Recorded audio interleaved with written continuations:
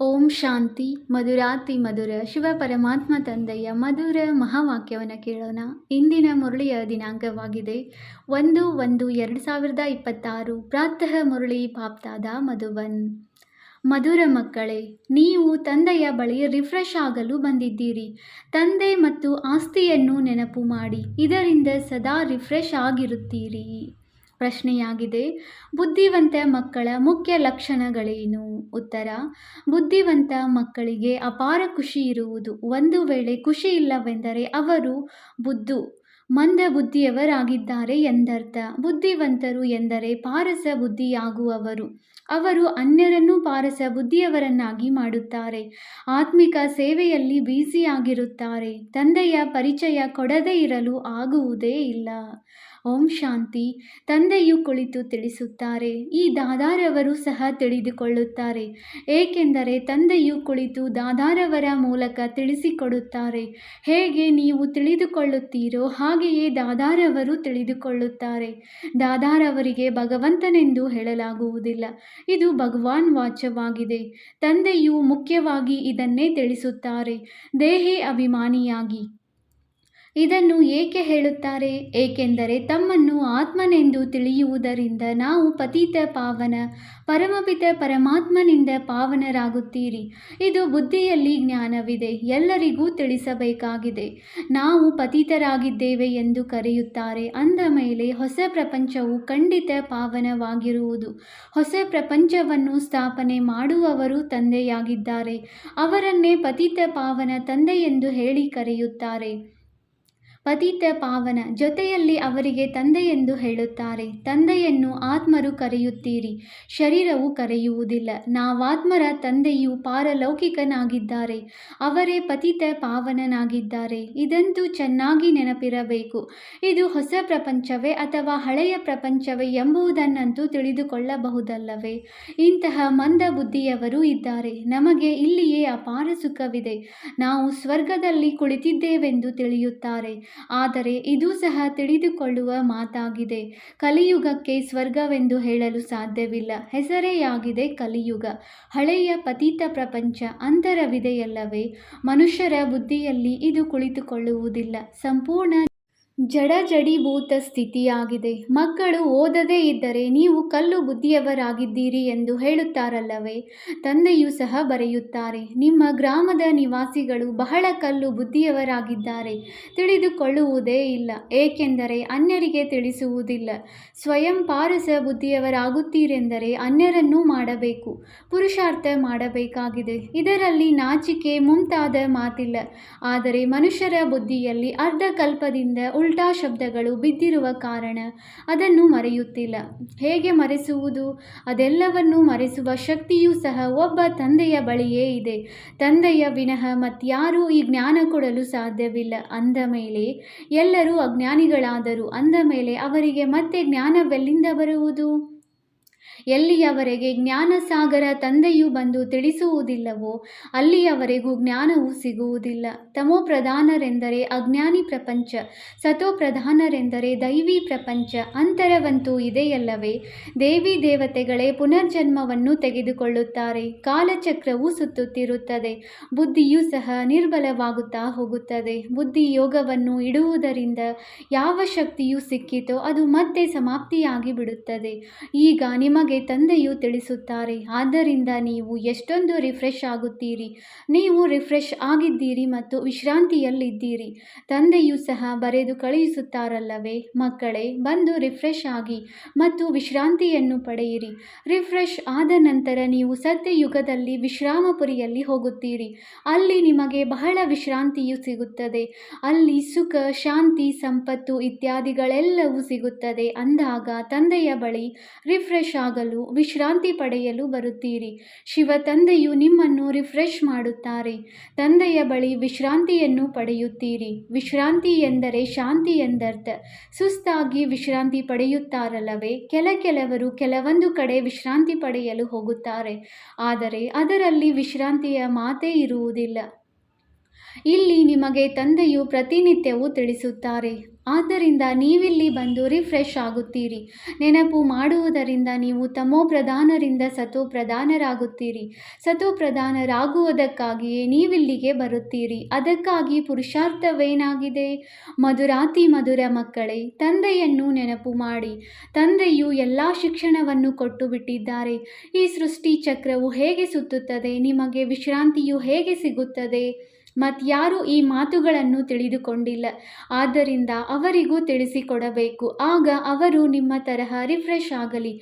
ಎಲ್ಲರಿಗೆ ಸಂದೇಶ ಕೊಡುವುದೇ ನಿಮ್ಮ ಕರ್ತವ್ಯವಾಗಿದೆ. ಅವಿನಾಶಿ ರಿಫ್ರೆಶ್ ಆಗಬೇಕಾಗಿದೆ. ಅವಿನಾಶಿ ವಿಶ್ರಾಂತಿಯನ್ನು ಪಡೆಯಬೇಕಾಗಿದೆ. ಎಲ್ಲರಿಗೆ ಇದೇ ಸಂದೇಶ ಕೊಡಿ. ಇದೇ ನೆನಪನ್ನು ತರಿಸಿ. ತಂದೆ ಮತ್ತು ಆಸ್ತಿಯನ್ನು ನೆನಪು ಮಾಡಿ. ಇದು ಬಹಳ ಸಹಜ ಮಾತಾಗಿದೆ. ಬೇಹದ್ದಿನ ತಂದೆಯು ಸ್ವರ್ಗವನ್ನು ರಚಿಸುತ್ತಾರೆ. ಸ್ವರ್ಗದ ಆಸ್ತಿಯನ್ನೇ ಕೊಡುತ್ತಾರೆ. ನೀವೀಗ ಸಂಗಮ ಯುಗದಲ್ಲಿದ್ದೀರಿ. ಮಾಯೆಯ ಶಾಪ ಮತ್ತು ತಂದೆಯ ಆಸ್ತಿಯನ್ನು ನೀವು ತಿಳಿದುಕೊಂಡಿದ್ದೀರಿ. ಯಾವಾಗ ಮಾಯಾ ರಾವಣ ಶಾಪ ಸಿಗುವುದೋ ಆಗ ಪವಿತ್ರತೆಯು ಸಮಾಪ್ತಿ, ಸುಖ ಶಾಂತಿಯೂ ಸಮಾಪ್ತಿ, ಧನವೂ ಸಮಾಪ್ತಿಯಾಗಿ ಬಿಡುತ್ತದೆ. ಹೇಗೆ ಕ್ರಮೇಣವಾಗಿ ಸಮಾಪ್ತಿಯಾಗುತ್ತದೆ ಎಂಬುದನ್ನು ಸಹ ತಂದೆಯು ತಿಳಿಸಿದ್ದಾರೆ. ಎಷ್ಟು ಜನ್ಮಗಳು ಹಿಡಿಸುತ್ತವೆ. ದುಃಖಧಾಮದಲ್ಲಿ ಯಾವುದೇ ವಿಶ್ರಾಂತಿ ಇರುವುದಿಲ್ಲ. ಸುಖಧಾಮದಲ್ಲಿ ವಿಶ್ರಾಂತಿಯೇ ವಿಶ್ರಾಂತಿ ಇರುವುದು. ಮನುಷ್ಯರನ್ನು ಭಕ್ತಿಯು ಎಷ್ಟೊಂದು ಸುಸ್ತು ಮಾಡಿಬಿಡುತ್ತದೆ. ಜನ್ಮ ಜನ್ಮಾಂತರ ಭಕ್ತಿಯು ಸುಸ್ತು ಮಾಡಿಬಿಡುತ್ತದೆ, ಕಂಗಾಲರನ್ನಾಗಿ ಮಾಡಿಬಿಡುತ್ತದೆ. ಇದನ್ನೂ ಸಹ ಈಗ ನಿಮಗೆ ತಂದೆಯು ತಿಳಿಸುತ್ತಾರೆ. ಹೊಸಬರು ಬಂದರೆ ಎಷ್ಟೊಂದು ತಿಳಿಸಬೇಕಾಗಿದೆ. ಪ್ರತಿಯೊಂದು ಮಾತಿನ ಮೇಲೆ ಮನುಷ್ಯರು ಬಹಳ ಆಲೋಚಿಸುತ್ತಾರೆ. ಎಲ್ಲಿಯೂ ಜಾದುವಾಗದಿರಲಿ ಎಂದು ತಿಳಿಯುತ್ತಾರೆ. ಅರೆ, ನೀವು ಭಗವಂತನಿಗೆ ಜಾದುಗಾರನೆಂದು ಹೇಳುತ್ತೀರಿ. ಅಂದಾಗ ನಾನು ಸಹ ಹೇಳುತ್ತೇನೆ, ಜಾದುಗಾರನಾಗಿದ್ದೇನೆ. ಆದರೆ ಇದು ಕುರಿ ಮೇಕೆಯನ್ನಾಗಿ ಮಾಡಿಬಿಡುವ ಆ ಜಾದುವಲ್ಲ. ಪ್ರಾಣಿಗಳಂತೂ ಅಲ್ಲವೇ? ಸುರಮಂಡಲ ಸಂಗೀತದಿಂದ ಎಂದು ಗಾಯನವೂ ಇದೆ. ಈ ಸಮಯದಲ್ಲಿ ಮನುಷ್ಯರು ಕುರಿಗಳಂತಾಗಿದ್ದಾರೆ. ಈ ಮಾತುಗಳು ಈ ಸಮಯಕ್ಕಾಗಿಯೇ ಸಲ್ಲುತ್ತವೆ.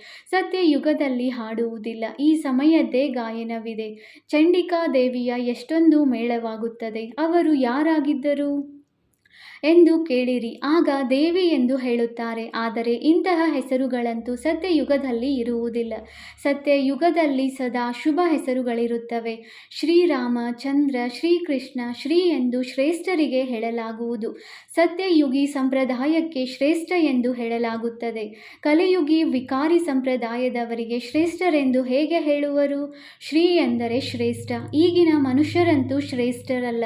ಮನುಷ್ಯರಿಂದ ದೇವತೆಯನ್ನಾಗಿ ಮಾಡಿದರು ಎಂದು ಗಾಯನವಿದೆ. ಮತ್ತೆ ದೇವತೆಗಳಿಂದ ಮನುಷ್ಯರಾಗುತ್ತಾರೆ. ಏಕೆಂದರೆ ಪಂಚವಿಕಾರಗಳಲ್ಲಿ ಹೋಗುತ್ತಾರೆ. ರಾವಣ ರಾಜ್ಯದಲ್ಲಿ ಎಲ್ಲರೂ ಮನುಷ್ಯರೇ ಮನುಷ್ಯರಾಗಿದ್ದಾರೆ. ಸತ್ಯಯುಗದಲ್ಲಿ ದೇವತೆಗಳಿರುತ್ತಾರೆ. ಅದಕ್ಕೆ ದೈವಿ ಪ್ರಪಂಚ, ಇದಕ್ಕೆ ಮಾನವ ಜಗತ್ತೆಂದು ಹೇಳಲಾಗುತ್ತದೆ. ದೈವಿ ಜಗತ್ತಿಗೆ ದಿನವೆಂದು, ಮಾನವ ಜಗತ್ತಿಗೆ ರಾತ್ರಿ ಎಂದು ಹೇಳಲಾಗುತ್ತದೆ. ಪ್ರಕಾಶಕ್ಕೆ ದಿನವೆಂದು ಹೇಳಲಾಗುವುದು. ಅಜ್ಞಾನ ಅಂಧಕಾರಕ್ಕೆ ರಾತ್ರಿ ಎಂದು ಹೇಳಲಾಗುತ್ತದೆ. ಈ ಅಂತರವಂತೂ ನೀವು ತಿಳಿದುಕೊಂಡಿದ್ದೀರಿ. ನೀವು ತಿಳಿದುಕೊಳ್ಳುತ್ತೀರಿ. ಮೊದಲು ನಮಗೆ ಏನೂ ತಿಳಿದಿರಲಿಲ್ಲ. ಈಗ ಎಲ್ಲ ಮಾತುಗಳು ಬುದ್ಧಿಯಲ್ಲಿದೆ. ರಚಯಿತ ಮತ್ತು ರಚನೆಯ ಆದಿ ಮಧ್ಯ ಅಂತ್ಯವನ್ನು ತಿಳಿದುಕೊಂಡಿದ್ದೀರಾ ಎಂದು ಋಷಿಮುನಿಗಳೊಂದಿಗೆ ಕೇಳಿದಾಗ ನೇತಿ ಅರ್ಥಾತ್ ನಮಗೂ ಗೊತ್ತಿಲ್ಲವೆಂದು ಹೇಳಿ ಹೋದರು. ನೀವು ಸಹ ಈಗ ತಿಳಿದುಕೊಳ್ಳುತ್ತೀರಿ. ನಾವು ಮೊದಲು ನಾಸ್ತಿಕರಾಗಿದ್ದೆವು. ಬೇಹದ್ದಿನ ತಂದೆಯನ್ನು ತಿಳಿದುಕೊಂಡಿರಲಿಲ್ಲ. ಅವರು ಮೂಲತಃ ಅವಿನಾಶಿ ತಂದೆ, ಆತ್ಮಗಳ ತಂದೆಯಾಗಿದ್ದಾರೆ. ನಾವು ಆ ಬೇಹದ್ದಿನ ತಂದೆಯ ಮಕ್ಕಳಾಗಿದ್ದೇವೆ. ಯಾರು ಎಂದೂ ಸುಡುವುದಿಲ್ಲ. ಇಲ್ಲಂತೂ ಎಲ್ಲರೂ ಸುಟ್ಟು ಹೋಗುತ್ತಾರೆ. ರಾವಣನನ್ನು ಸುಡುತ್ತಾರೆ. ಶರೀರವಿದೆಯಲ್ಲವೇ? ಆತ್ಮವಂತೂ ಎಂದೂ ಯಾರೂ ಸುಡಲು ಸಾಧ್ಯವಿಲ್ಲ. ಅಂದಾಗ ತಂದೆಯು ಮಕ್ಕಳಿಗೆ ಈ ಗುಪ್ತ ಜ್ಞಾನವನ್ನು ತಿಳಿಸುತ್ತಾರೆ. ಇದು ತಂದೆಯ ಬಳಿಯೇ ಇದೆ. ಈ ಆತ್ಮನಲ್ಲಿಯೂ ಗುಪ್ತ ಜ್ಞಾನವಿದೆ. ಆತ್ಮವು ಗುಪ್ತವಾಗಿದೆ. ಈ ಬಾಯಿಯ ಮೂಲಕ ಮಾತನಾಡುತ್ತದೆ. ಆದ್ದರಿಂದ ತಂದೆಯು ತಿಳಿಸುತ್ತಾರೆ, ಮಕ್ಕಳೇ, ದೇಹಾಭಿಮಾನಿಗಳಾಗಬೇಡಿ, ಆತ್ಮಾಭಿಮಾನಿಯಾಗಿ.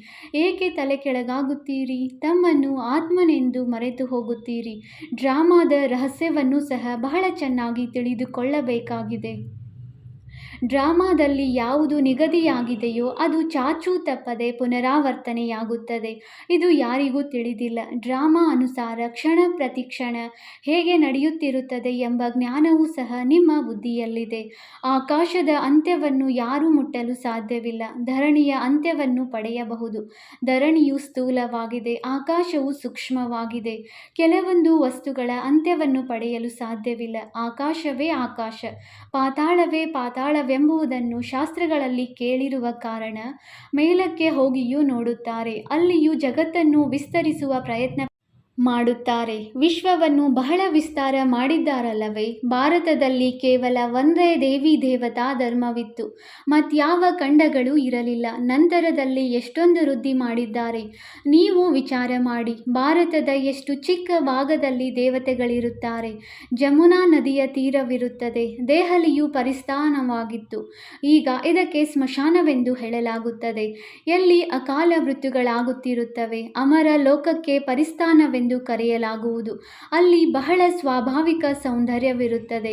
ವಾಸ್ತವದಲ್ಲಿ ಭಾರತಕ್ಕೆ ಪರಿಸ್ಥಾನವೆಂದು ಹೇಳುತ್ತಿದ್ದರು. ಈ ಲಕ್ಷ್ಮೀನಾರಾಯಣರು ಪರಿಸ್ಥಾನದ ಮಾಲೀಕರಲ್ಲವೇ? ಎಷ್ಟೊಂದು ಶೋಭಾಯಮಾನವಾಗಿದ್ದಾರೆ. ಸತೋಪ್ರಧಾನರಲ್ಲವೇ? ಸ್ವಾಭಾವಿಕ ಸೌಂದರ್ಯವಿತ್ತು. ಆತ್ಮವೂ ಸಹ ಹೊಳೆಯುತ್ತಿರುತ್ತದೆ. ಕೃಷ್ಣನ ಜನ್ಮವು ಹೇಗಾಗುತ್ತದೆ ಎಂದು ಮಕ್ಕಳಿಗೆ ತೋರಿಸಲಾಗಿತ್ತು. ಕೃಷ್ಣನ ಜನ್ಮವಾದಾಗ ಇಡೀ ಕೋಣೆಯಲ್ಲಿಯೇ ಚಮತ್ಕಾರವಾಗಿ ಬಿಡುತ್ತದೆ ಅಂದಾಗ ತಂದೆಯು ಮಕ್ಕಳಿಗೆ ತಿಳಿಸುತ್ತಾರೆ, ನೀವೀಗ ಪರಿಸ್ಥಾನದಲ್ಲಿ ಹೋಗಲು ಪುರುಷಾರ್ಥ ಮಾಡುತ್ತಿದ್ದೀರಿ. ನಂಬರ್ ವಾರಂತೂ ಅವಶ್ಯವಾಗಿ ಬೇಕು. ಎಲ್ಲರೂ ಒಂದೇ ರೀತಿಯಾಗಲು ಸಾಧ್ಯವಿಲ್ಲ. ವಿಚಾರ ಮಾಡಿ, ಇಷ್ಟು ಚಿಕ್ಕ ಆತ್ಮವು ಎಷ್ಟು ದೊಡ್ಡ ಪಾತ್ರವನ್ನು ಅಭಿನಯಿಸುತ್ತದೆ. ಆತ್ಮವು ಶರೀರದಿಂದ ಹೊರಗೆ ಹೋದಾಗ ಶರೀರದ ಗತಿ ಏನಾಗುತ್ತದೆ? ಇಡೀ ಪ್ರಪಂಚದ ಪಾತ್ರಧಾರಿಗಳು ಅದೇ ಪಾತ್ರವನ್ನು ಅಭಿನಯಿಸುತ್ತಾರೆ. ಯಾವುದು ಅನಾದಿಯಾಗಿ ಮಾಡಲ್ಪಟ್ಟಿದೆ? ಈ ಸೃಷ್ಟಿಯು ಅನಾದಿಯಾಗಿದೆ. ಇದರಲ್ಲಿ ಪ್ರತಿಯೊಬ್ಬರ ಪಾತ್ರವೂ ಅನಾದಿಯಾಗಿದೆ. ಯಾವಾಗ ಈ ಸೃಷ್ಟಿಯು ಒಂದು ವೃಕ್ಷವಾಗಿದೆ ಎಂಬುದನ್ನು ನೀವು ತಿಳಿದುಕೊಳ್ಳುತ್ತೀರೋ ಆಗ ಅದನ್ನು ನೀವು ಅದ್ಭುತವೆಂದು ಹೇಳುತ್ತೀರಿ. ತಂದೆಯು ಎಷ್ಟು ಚೆನ್ನಾಗಿ ತಿಳಿಸುತ್ತಾರೆ. ಡ್ರಾಮಾದಲ್ಲಿ ಯಾರಿಗಾಗಿ ಎಷ್ಟು ಸಮಯವಿದೆಯೋ ಅಷ್ಟನ್ನೇ ತಿಳಿದುಕೊಳ್ಳುವುದರಲ್ಲಿ ಸಮಯ ಕೊಡುತ್ತಾರೆ. ಬುದ್ಧಿಯಲ್ಲಿಯೂ ಅಂತರವಿದೆಯಲ್ಲವೇ? ಆತ್ಮವು ಮನಬುದ್ಧಿ ಸಹಿತವಾಗಿದೆ ಅಂದಾಗ ಎಷ್ಟೊಂದು ಅಂತರವಿದೆ ಮಕ್ಕಳಿಗೆ ಅರ್ಥವಾಗುತ್ತದೆ. ನಾವು ಸ್ಕಾಲರ್ಶಿಪ್ ತೆಗೆದುಕೊಳ್ಳಬೇಕಾಗಿದೆ ಅಂದ ಮೇಲೆ ಹೃದಯದಲ್ಲಿ ಖುಷಿಯಾಗುತ್ತದೆಯಲ್ಲವೇ? ಇಲ್ಲಿಗೆ ಬರುತ್ತಿದ್ದಂತೆಯೇ ಗುರಿ ಧ್ಯೇಯವು ಸನ್ಮುಖದಲ್ಲಿ ನೋಡಿದಾಗ ಖಂಡಿತ ಖುಷಿಯಾಗುವುದಲ್ಲವೇ?